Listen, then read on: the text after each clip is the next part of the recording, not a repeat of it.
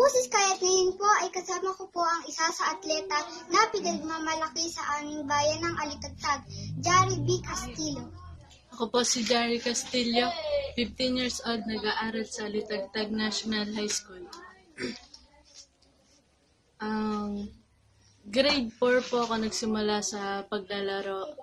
Then, mga grade 6 po, nakabot po ako sa palarong pambansa. Naging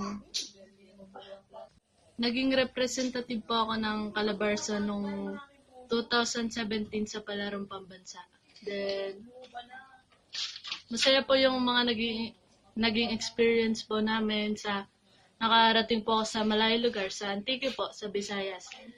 Then po, marami pong mga nangyari, mga adventure po, marami kaming nakilalang tao doon po sa event na yun, sa track and field po. And then, sa matagal po namin paglalagay doon, marami po ako naging kaibigan. Marami po akong mga naging kasama po, yun.